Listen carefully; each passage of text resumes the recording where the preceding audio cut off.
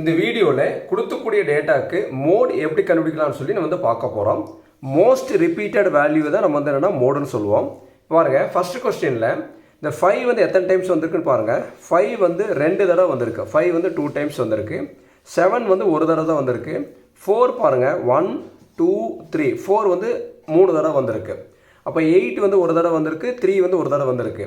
இப்போ 4 தான் வந்து பார்த்தீங்கன்னா நம்மளுக்கு ஜாஸ்தி டைம் வந்திருக்கு, அதாவது 3 தடவை வந்திருக்கு. அதனால் இந்த ஃபஸ்ட் கொஸ்டினுடைய ஆன்சர் வந்து மோட் வந்து 4.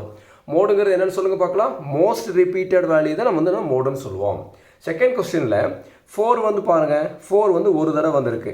6 பாருங்கள், இங்கேயும் 6 இருக்குது, இங்கேயும் 6 இருக்குது. 6 வந்து 2 தடவை வந்திருக்கு. அதேமாதிரி பாருங்கள், 8 வந்து இங்கேயும் ஒரு தடவை வந்திருக்கு, இங்கே 2 தடவை. 8 வந்து 2 தடவை வந்திருக்கு.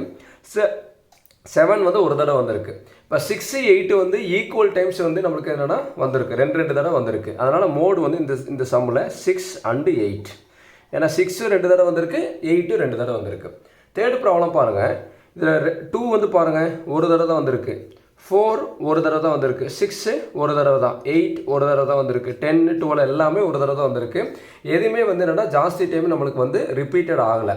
அதனால் இந்த இதனுடைய தேர்ட் செம்னுடைய மோடு வந்து பார்த்திங்கன்னா இதுக்கு மோடே கிடையாது, நோ மோடுன்னு சொல்லி எழுதணும். சரி, புரியுதுங்களா?